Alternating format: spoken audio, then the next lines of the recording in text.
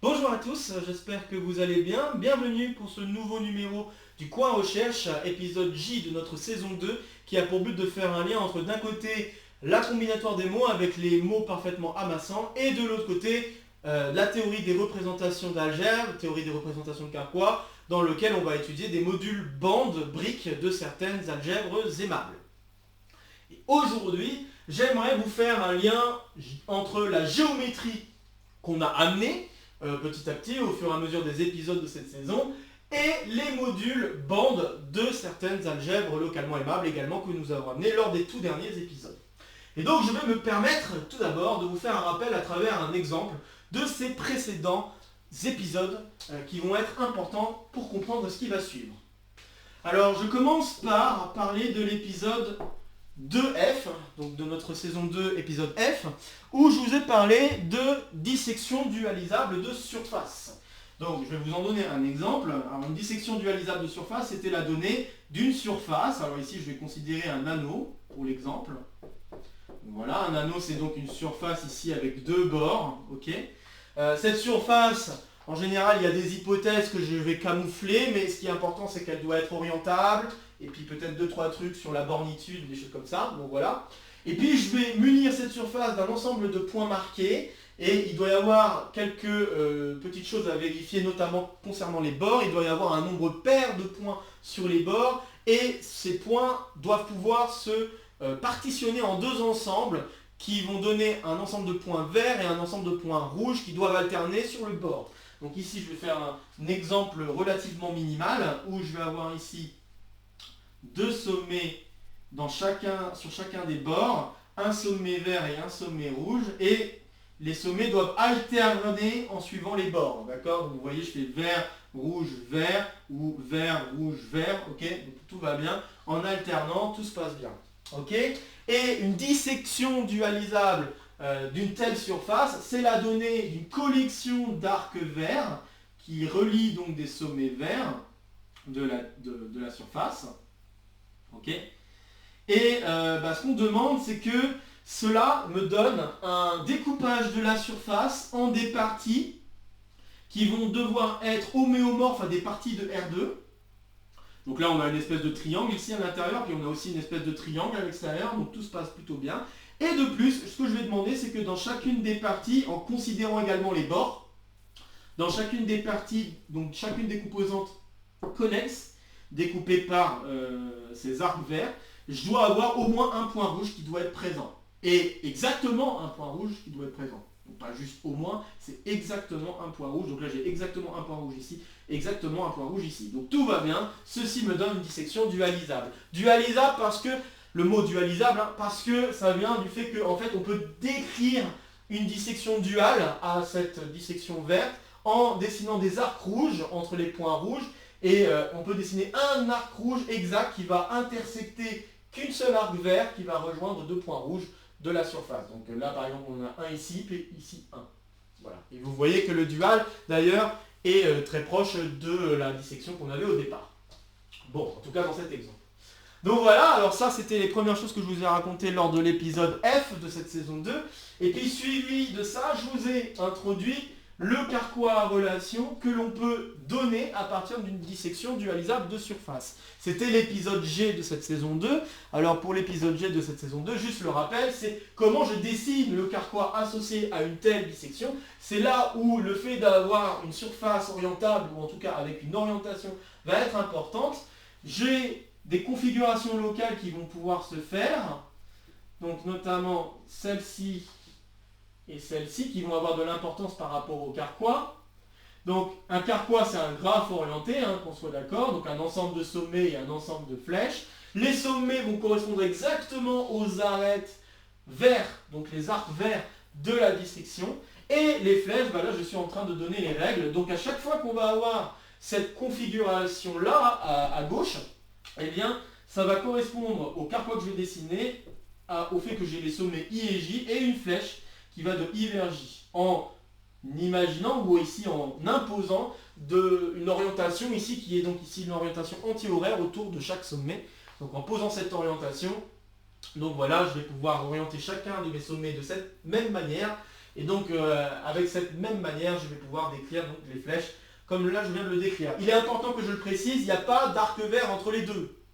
D'accord? Donc j'ai pas le droit de faire ça si J ne suit pas I avec cette orientation. D'accord? Et puis, deuxième cas local qui va être intéressant pour décrire les relations. À chaque fois que je vais avoir ce genre de configuration avec 3 arêtes, alors je vais pouvoir décrire une relation entre les flèches. Donc ça veut dire que les flèches qui vont de I vers J et de J vers K sont en relation. Okay, donc ça veut dire que quelque part la composition de ces deux flèches donne 0. Que ce soit d'un point de vue de l'algèbre des chemins ou que ce soit d'un point de vue représentation que je vais rappeler d'ici peu. Donc dans cet exemple, hein, dans le carquois que je vous ai donné, enfin dans la surface que je vous ai donnée pour l'instant ici, vous avez 2 arêtes que je vais numéroter 1 et 2. Et donc les flèches, hein, le carquois qu'on va obtenir, c'est on va avoir donc les 2 sommets 1 et 2, et on va avoir 2 flèches qui vont de 1 vers 2, qu'on pourrait nommer alpha et bêta. Les 2 flèches sont données par la flèche qui va au-dessus, hein, vous pouvez remarquer qu'il y a une flèche qui est donnée par le sommet qui se trouve là-haut, et il y a une autre flèche qui est donnée par le sommet qui se trouve en bas. On va de 1 vers 2 en suivant ce sommet-là. Donc on a en effet 2 flèches distinctes qui vont de 1 vers 2, et ceci me donne donc ce carquois. Carquois à relation. Ok, donc voilà, et on a vu dans l'épisode 2H, et c'était d'ailleurs un énoncé que j'ai donné à la fin de l'épisode 2G, dans l'épisode 2H, on a vu qu'en fait les carquois qu'on obtient à la suite de cette dissection dualisable, ce sont des carquois à relation localement aimables.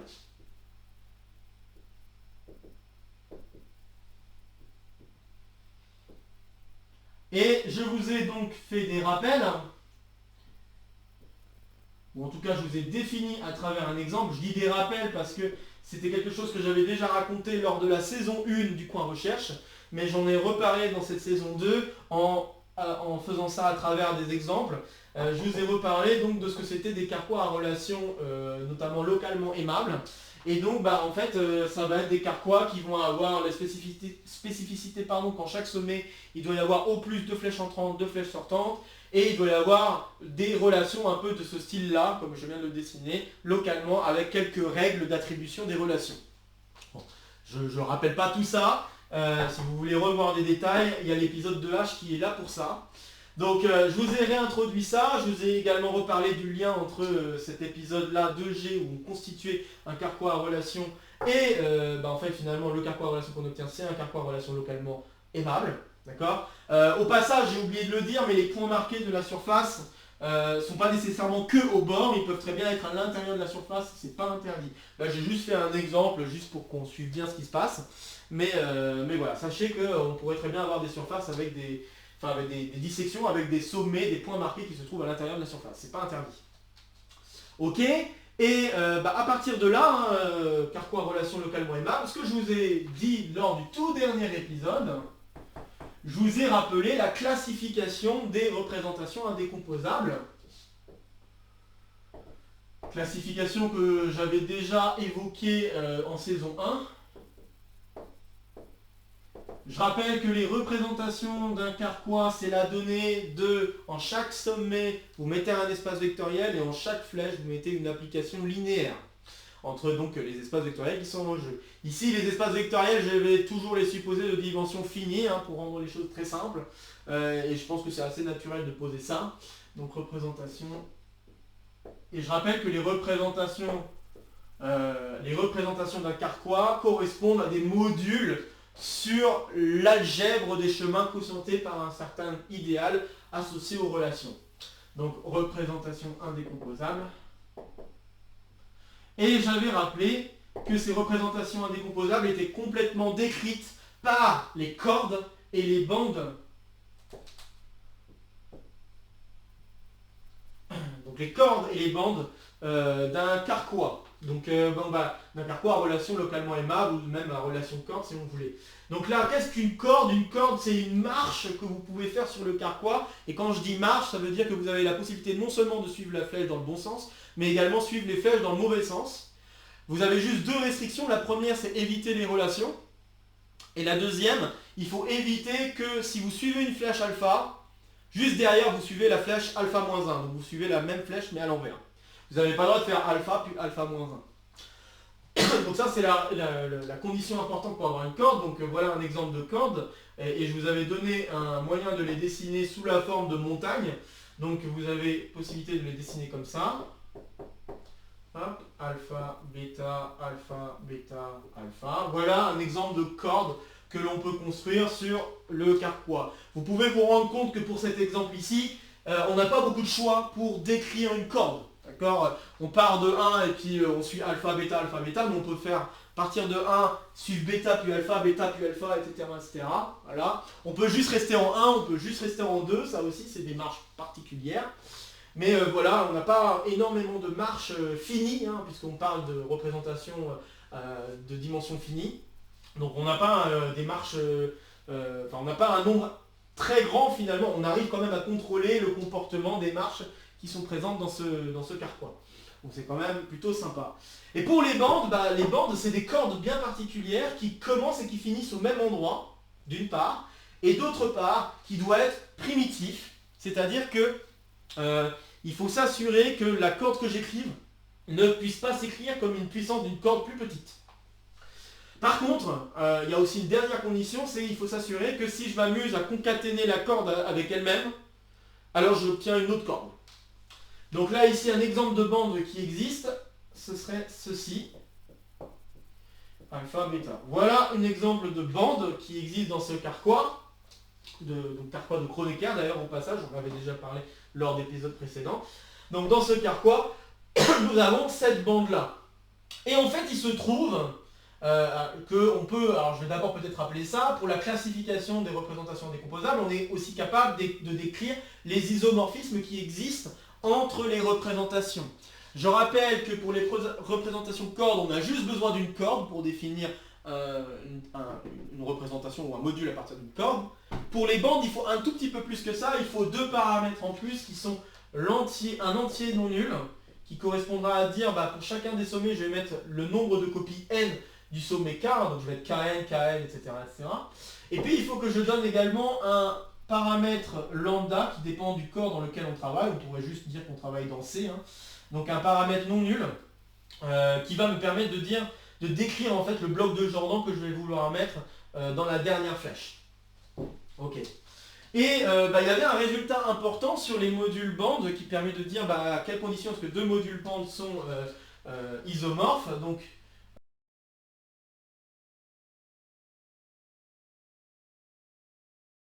là, avec les paramètres oméga qui correspond à la bande, lambda c'est un élément donc non nul du corps, n c'est un entier non nul.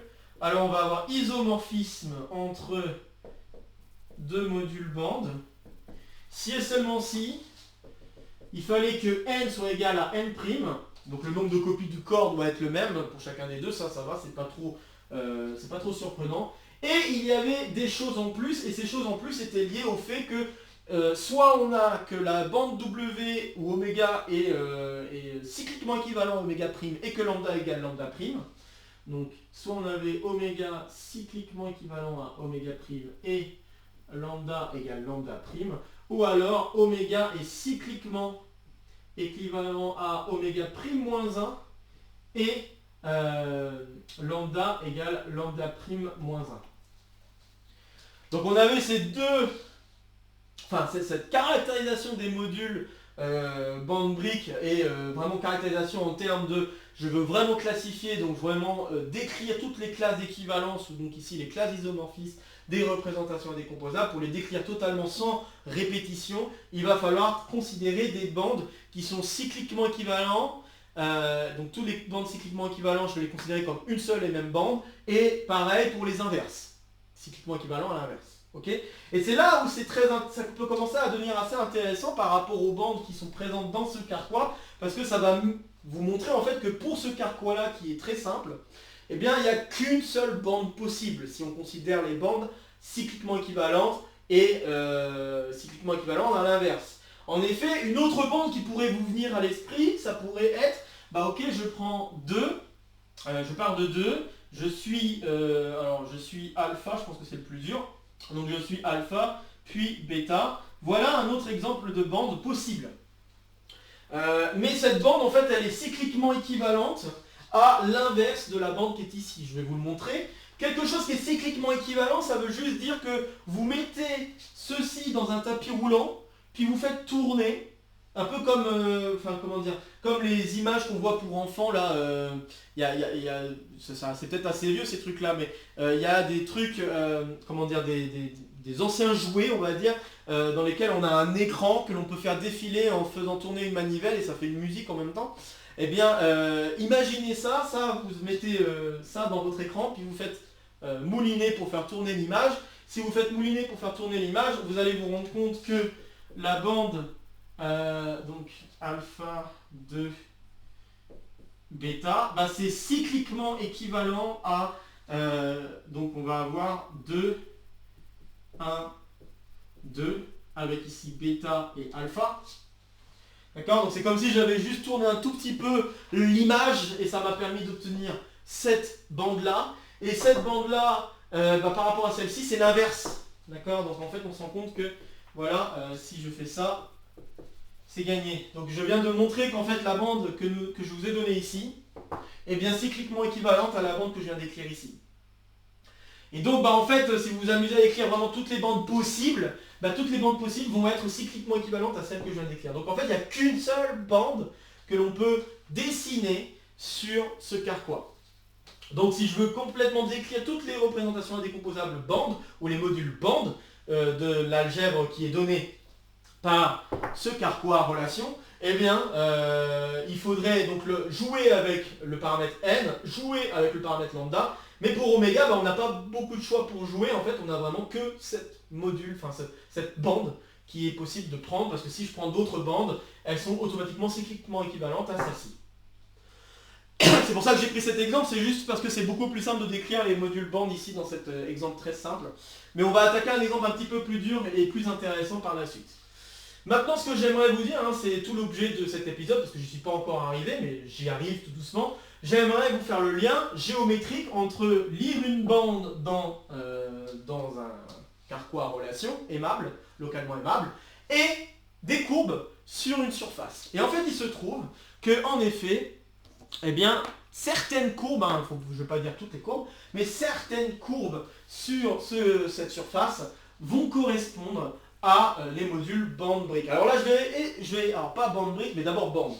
Je vais juste dire un truc concernant les cordes à un moment donné, parce qu'il y a aussi la possibilité de décrire sous la forme de courbes, les cordes. Il y a aussi moyen de faire ça. Mais je ne vais pas y rester très longtemps, parce que ce n'est pas l'objet de l'exposé que j'aimerais faire ici. Mais sachez qu'il y a aussi une interprétation géométrique de ça. Alors ici, je vais vraiment me poser sur les courbes fermées. Qu'est-ce que j'entends par courbe fermée? Donc je vais peut-être effacer puis écrire 2-3 mots là-dessus. Je vais effacer le milieu, j'en ai pas trop besoin du milieu. Il va juste que je redessine le carquois en relation quelque part. Je vais peut-être le redessiner là-haut. Voilà. Donc, petite définition.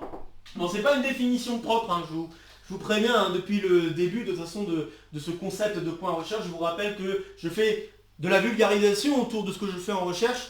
Donc je me permets d'être un peu évasif, de ne pas forcément donner des définitions précises. Si ça vous intéresse d'aller y jeter des coups d'œil plus précis, n'hésitez pas d'une part à aller jeter un coup d'œil à l'article associé à cette recherche qui est disponible sur Archive. Ou alors, d'autres possibilités, c'est de regarder les références que je donne pour chacun des résultats.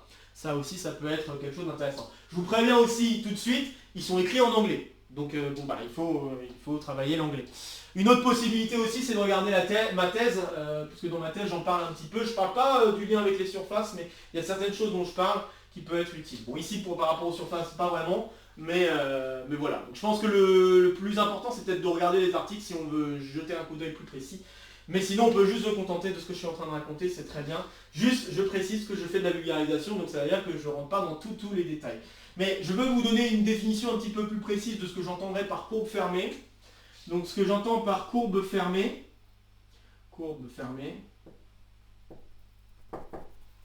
ce que j'entends par courbe fermée sur une surface, c'est en fait une fonction. Je vous rappelle que, peut-être que c'est pas vraiment un rappel, mais je vous dis qu'une courbe peut se représenter à l'aide d'une fonction continue qui va de l'intervalle 0,1 vers la surface.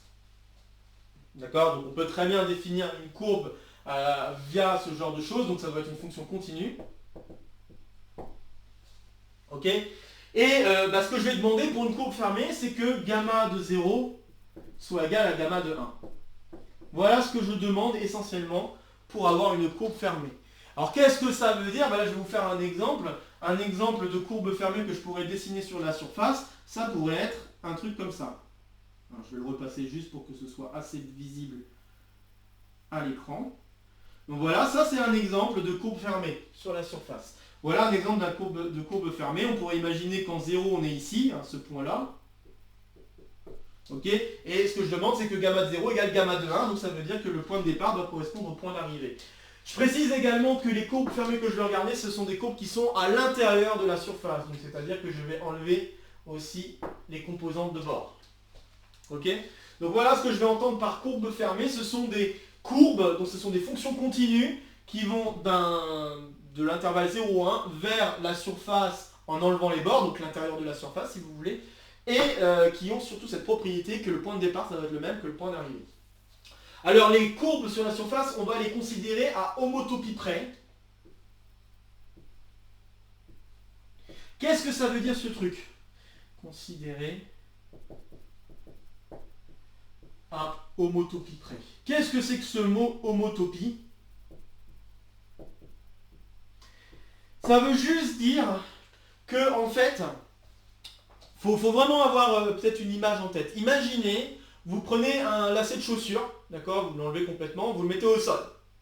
Et puis vous faites en sorte que les deux morceaux, les deux bouts, les deux extrémités de ce lacet se rejoignent. Donc c'est le même point d'arrivée que de départ. Voilà un exemple de courbe fermée qui serait sur le sol, donc le sol serait la surface. Ok, vous avez ce genre de truc, très bien. Et puis, qu'est-ce qu'on peut faire en termes d'homotopie près? Ce que ça veut dire qu'on peut déplacer, bouger le lacet en faisant en sorte que le lacet, on ne va pas faire les choses brutalement du genre je prends le lacet complètement, je le modifie puis je le remets au sol. Non, ce qu'on doit faire c'est glisser, on va dire ça comme ça, vous devez glisser le lacet sur le sol. C'est les seules choses que vous avez le droit de faire. Ok? Donc si vous glissez le lacet sur le sol, un lacet sur le sol, eh bien ça c'est exactement, en tout cas je pense que c'est une bonne façon de comprendre ce que ça veut dire considérer des courbes à homotopie près. Ça veut dire que si vous avez une courbe, vous glissez un petit peu, donc une courbe, les lacets, vous glissez un petit peu ce lacet, d'accord, vous le glissez un petit peu, eh bien vous allez obtenir une autre courbe qui est homotopiquement équivalente à la courbe de départ. Et donc c'est ça qu'on entend par homotopie près. Ça veut dire que les deux courbes que vous aurez obtenues, celle de départ et celle que vous avez obtenue en glissant, ce sont les mêmes. Voilà essentiellement l'idée de ce que ça veut dire homotopie près, d'accord? Et du coup, à homotopie près, ce qui peut se passer quand on travaille avec des courbes fermées de ce type, ce qu'on appelle aussi des lacets, d'ailleurs au passage, c'est pas pour rien que j'ai cette idée en tête de vous faire penser avec des lacets de chaussures, c'est parce que c'est vrai que c'est aussi un mot technique, on peut parler de lacets dans ce cas-là.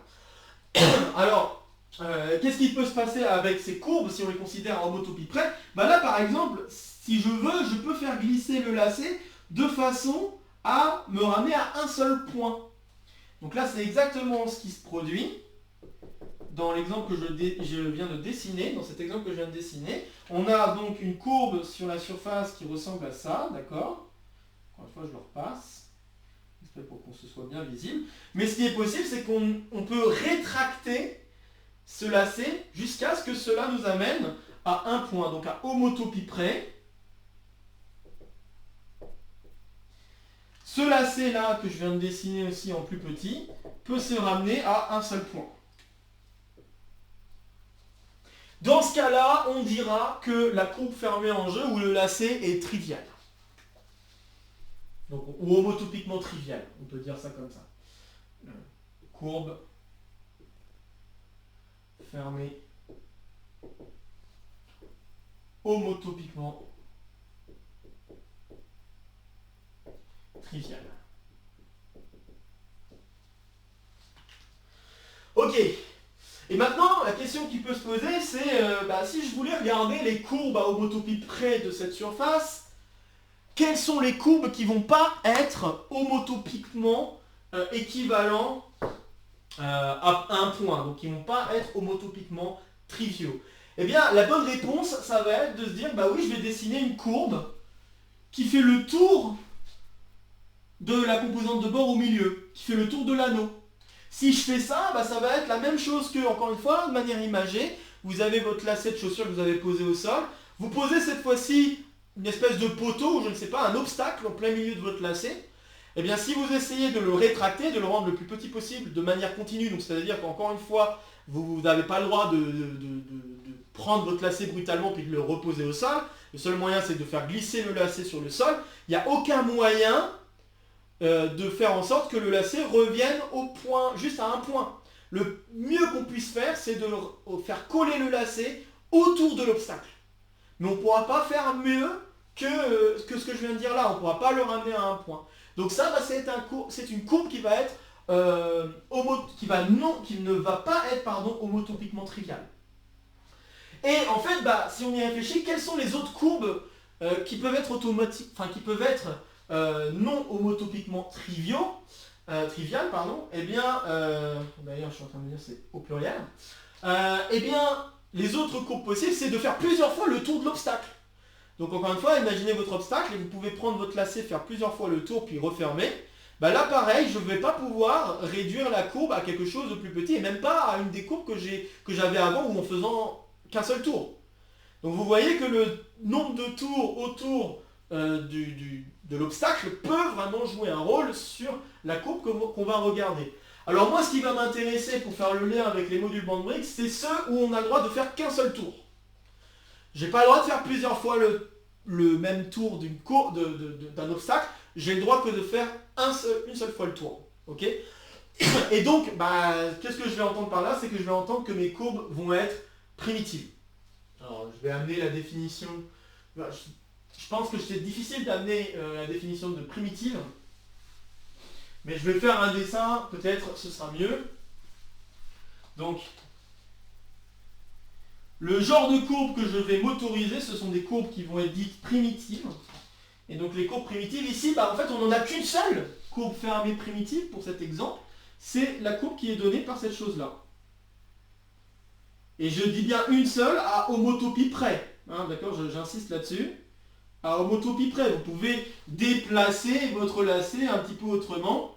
D'accord. Et en déplaçant ce lacet, vous pouvez bien sûr le rendre plus petit ou plus grand au besoin.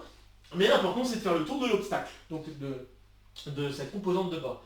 Et donc, on n'a qu'une seule courbe, si je considère des courbes qui ne vérifient pas le fait de... une courbe qui ne serait pas primitive, donc là, ça, c'est une courbe primitive. Et je vais peut-être en profiter juste pour faire un exemple de quelque chose qui n'est pas primitif. Donc, un exemple qui n'est pas primitif, je devrais peut-être faire un truc un peu plus grand. Donc, un exemple qui n'est pas primitif sur la même surface, ça pourrait être un truc du genre, je fais un tour, puis un deuxième tour comme ça, avant de refermer. Voilà. Voilà, donc ça c'est un exemple de quelque chose qui n'est pas primitif. Je le repasse juste pour que ce soit visible. Mais voilà donc un exemple qui n'est pas primitif. Vous n'avez pas le droit de faire plusieurs fois le tour de l'obstacle. Remarquez au passage qu'en termes d'homotopie près, vous pouvez faire en sorte que les deux bouts de lacet se superposent. D'accord? Donc ça reviendrait à considérer une puissance 2 de la courbe qui est ici. D'accord? Donc si vous avez une courbe, en gros, je le dis comme ça, si vous dites, ok, ça c'est une courbe donnée par gamma, ok? Eh bien ça pourrait être la concaténation de gamma, concaténation avec lui-même. D'accord? Donc pourquoi on peut le voir comme ça? C'est parce que comme je viens de le dire, les deux bouts de lacet peuvent se superposer l'une sur l'autre.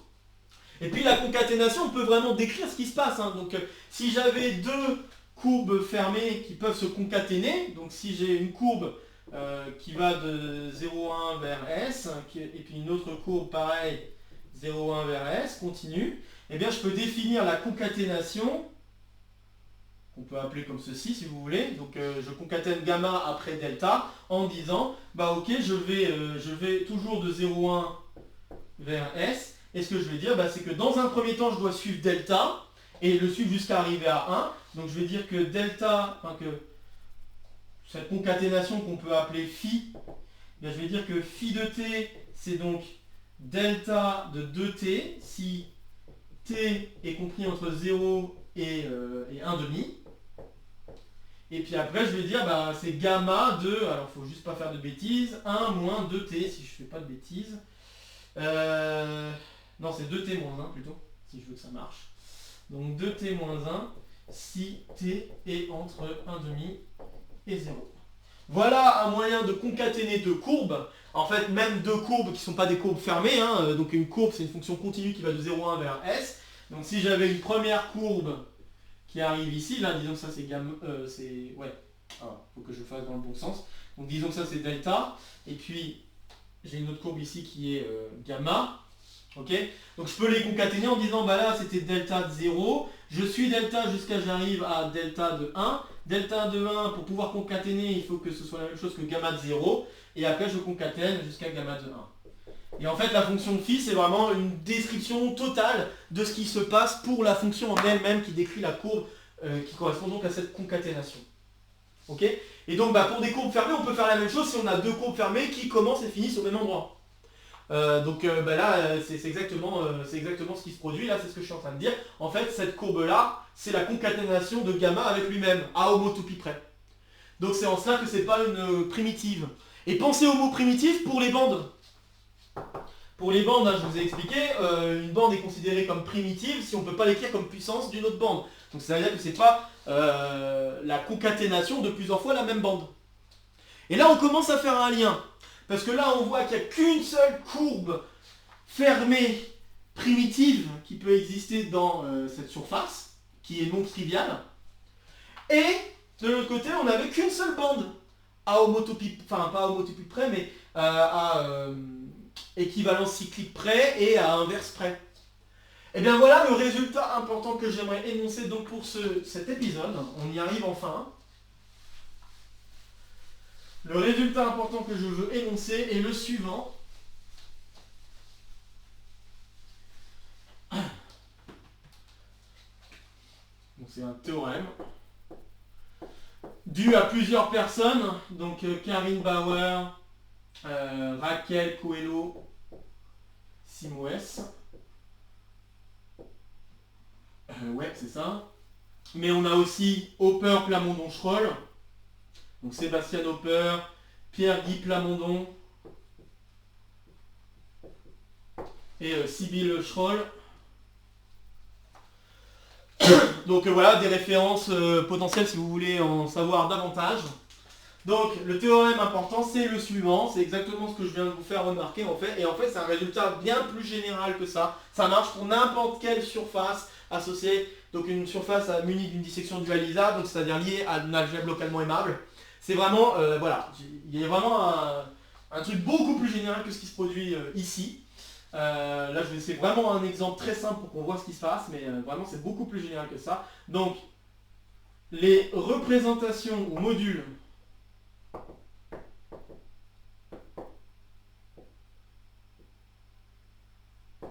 bande d'une algèbre. Donc quand je dis représentation bande, c'est bien sûr des représentations indécomposables, évidemment. Hein. Donc d'une algèbre localement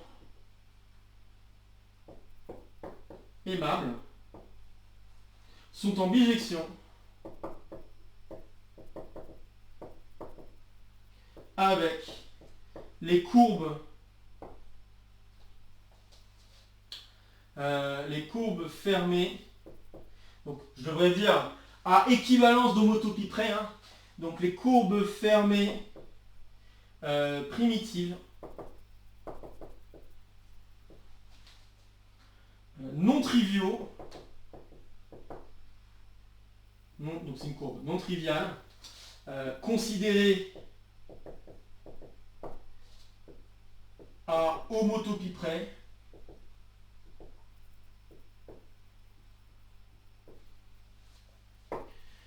de la surface avec dissection dualisable associée.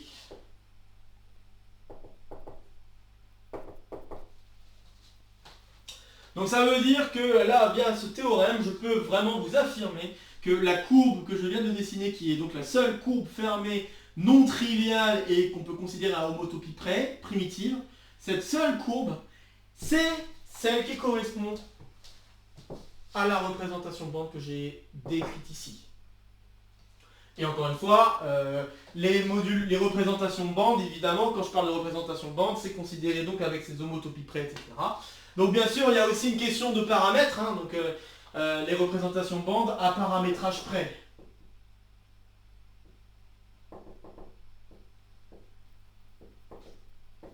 Donc c'est-à-dire que si j'impose une valeur de n et une valeur de lambda bien précise, fixée, alors oui, j'ai bien cet isomorphisme. Sinon, ça ne marche pas. Une courbe donnée donnera plutôt une famille de bandes qui vont se paramétrer à l'aide de lambda et de n.